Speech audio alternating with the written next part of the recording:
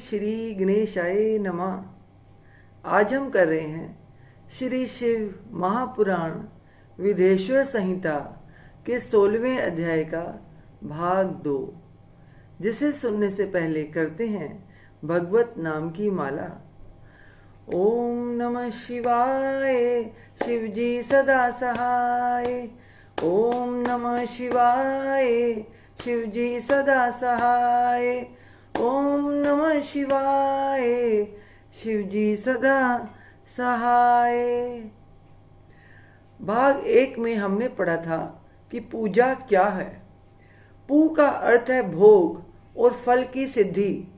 वह जिस कर्म से संपन्न होती है उसका नाम पूजा है। मनोवांछित वस्तु तथा ज्ञान, ये ही अभिष्ट वस्तुएं हैं। सकाम भाव वाले को अभिष्ट भोग अपेक्षित होता है और निष्काम भाव वाले को अर्थ पारमार्थिक ज्ञान। ये दोनों ही पूजा शब्द के अर्थ हैं। इनकी योजना करने से ही पूजा शब्द की सार्थकता है। इस प्रकार लोक और वेद में पूजा शब्द का अर्थ विख्यात है।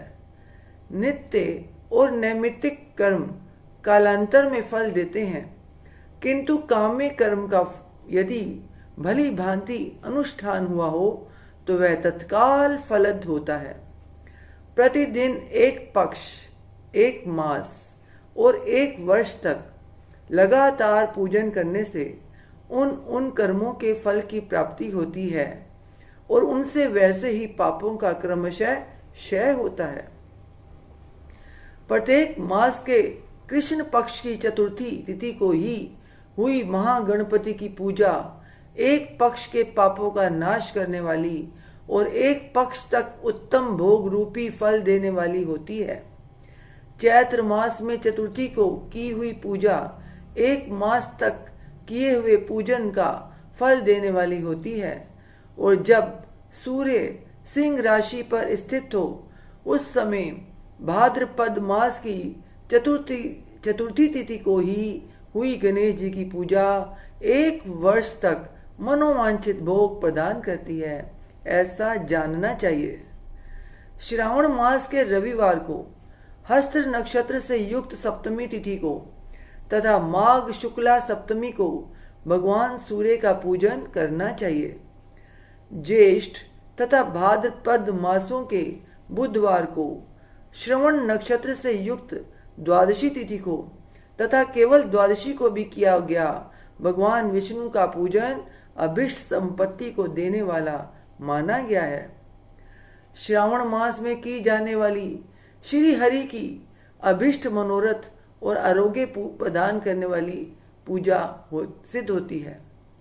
अंगों एवं उपकरणों से सहित पूर्वोक्त गौ आदि 12 वस्तुओं का दान करने से जिस फल की प्राप्ति होती है उसी को द्वादशी तिथि में आराधना द्वारा श्री विष्णु की तृप्ति करके मनुष्य प्राप्त कर लेता है। जो द्वादशी तिथि को भगवान विष्णु के 12 नामों द्वारा 12 ब्राह्मणों का षोडशोपचार पूजन करता है वह उनकी प्रसन्नता प्राप्त कर लेता है।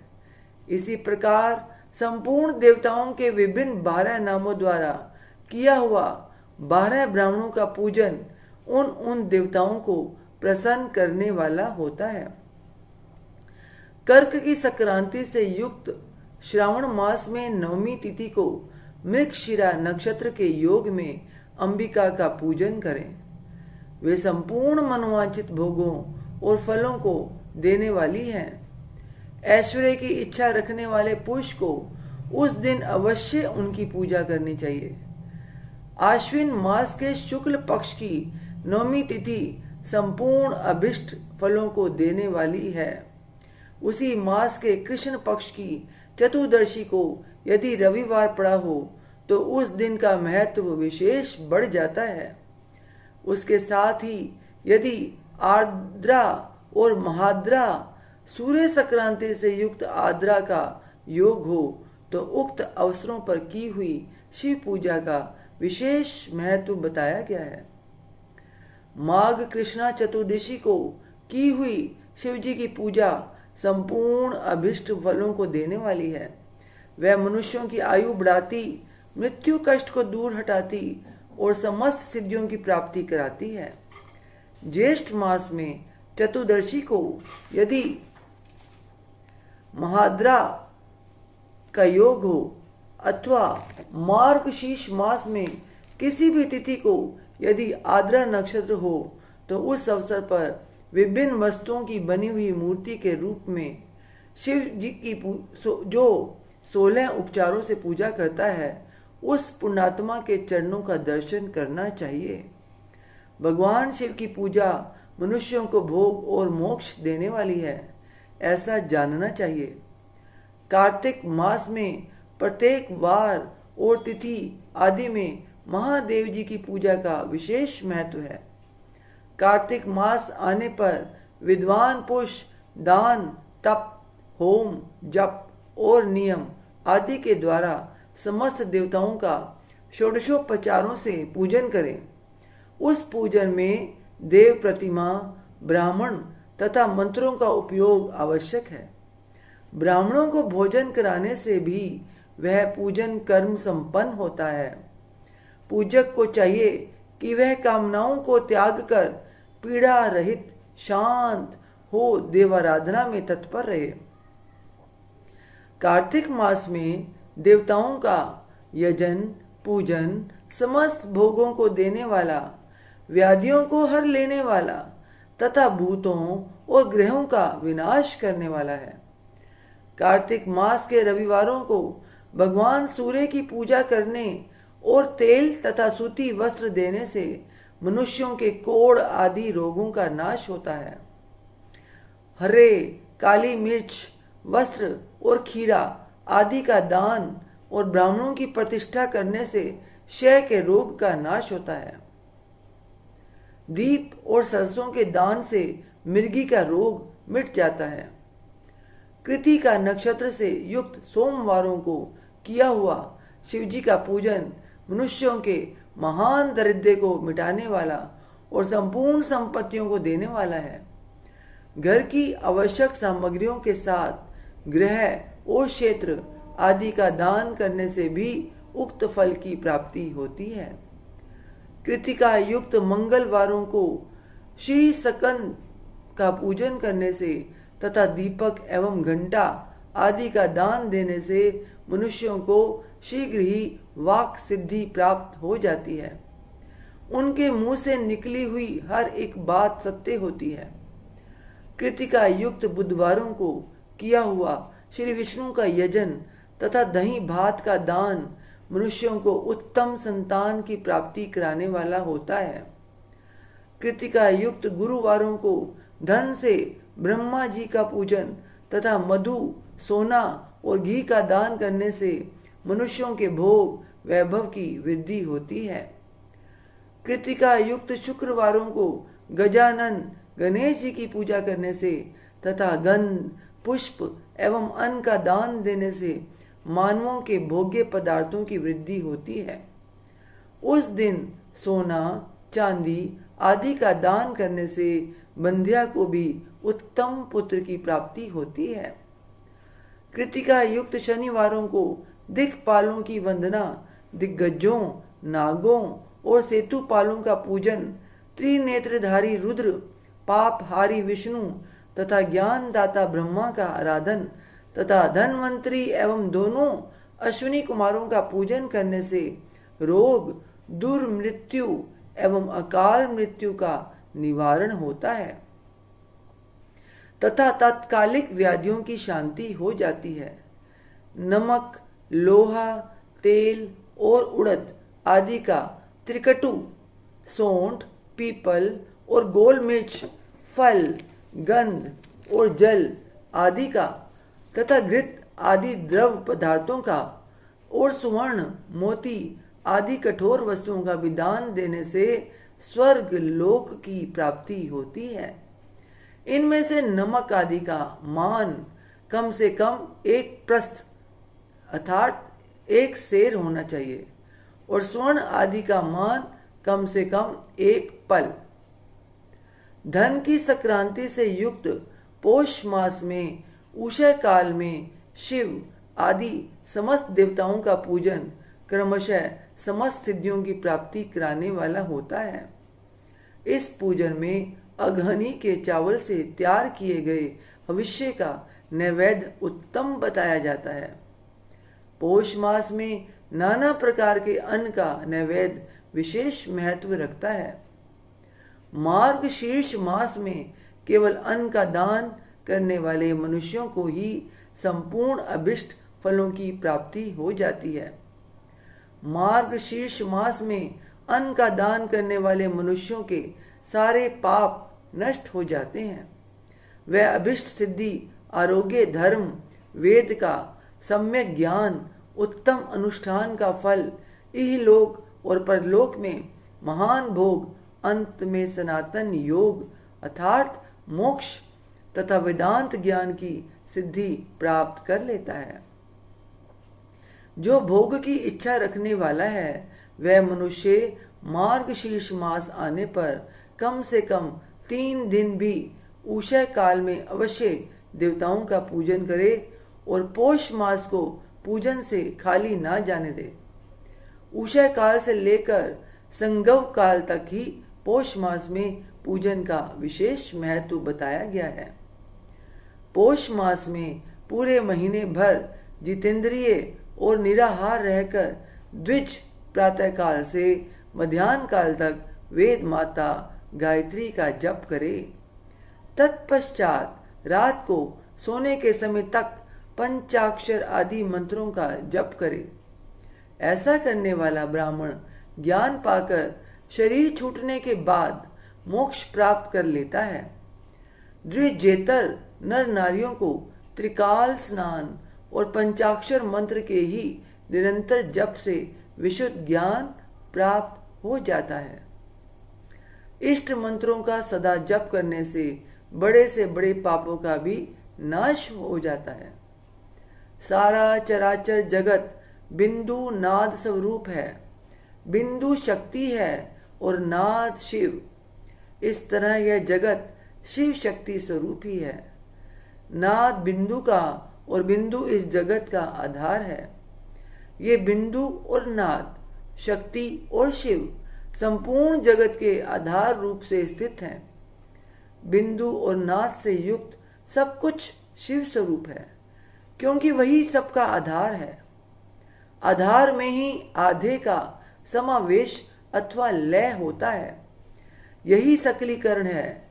इस सकलीकरण की स्थिति से ही सृष्टि काल में जगत का प्रादुर्भाव होता है, इसमें संशय नहीं है। शिवलिंग बिंदु नाद स्वरूप है, अतः उसे जगत का कारण बताया जाता है। बिंदु देव है और नाद शिव, इन दोनों का संयुक्त रूप ही शिवलिंग कहलाता है। अतः जन्म के संकट से छुटकारा पाने के लिए शिवलिंग की पूजा करनी चाहिए। बिंदु रूपा देवी उमा माता है और नाद स्वरूप भगवान शिव पिता। इन माता पिता के पूजित होने से परमानंद की ही प्राप्ति होती है। अतः परमानंद का लाभ लेने के लिए शिवलिंग का विशेष रूप से पूजन करें। देवी उमा जगत की माता है और भगवान शिव जगत के पिता। जो इनकी सेवा करता है, पुत्र पर इन दोनों माता पिता की कृपा नित्य अधिकाधिक बढ़ती रहती है। वह पूजक पर कृपा करके उसे अपना आंतरिक ऐश्वर्य प्रदान करते हैं।